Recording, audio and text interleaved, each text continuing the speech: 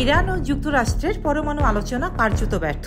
এখন গোটা মধ্যপ্রাচ্য কাঁপছে যুদ্ধের শঙ্কায়। বিশেষ করে ইসরায়েল ও ইরানের মধ্যে সরাসরি সংঘাতের আশঙ্কা ক্রমেই বাড়ছে। সিবিএস নিউজ একাধিক সূত্রের বরাত দিয়ে জানিয়েছে, ইসরায়েল এখন পুরোপুরি প্রস্তুত ইরানে হামলা চালাতে। এই সম্ভাব্য হামলার খবর জানার পরই যুক্তরাষ্ট্র তাদের কর্মীদের মধ্যপ্রাচ্যের ঝুঁকিপূর্ণ অঞ্চল থেকে সরিয়ে নিচ্ছে।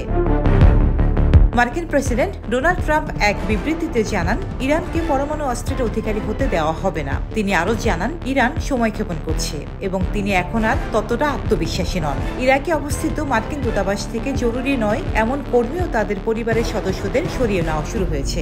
কুয়েত ও বাহরাইন থেকেও কিছু কর্মী প্রত্যাহার করা হয়েছে। ওদিকে ইরানও পাল্টা হুঁশিয়ারি দিয়েছে।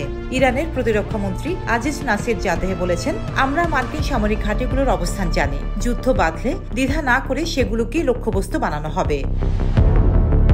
ব্রিটেনও চুপ নেই। ব্রিটিশ নৌবাহিনীর তত্ত্বাবধানে চলা ইউকে মেরিটাইম ট্রেড অপারেশনস জানিয়েছে, উপসাগর দিয়ে জাহাজ চলাচলে সর্বোচ্চ সতর্কতা অবলম্বন করতে হবে। ইরানের সঙ্গে চুক্তি করতে গিয়ে যুক্তরাষ্ট্র এখন পর্যন্ত 5 দফা আলোচনা করেছে, কিন্তু 2018 সালে ট্রাম্প প্রশাসনের চুক্তি প্রত্যাহারের পর নতুন চুক্তির পথ সহজ হচ্ছে না, আর তাতেই যেন যুদ্ধের ছায়া আরো ঘন হচ্ছে।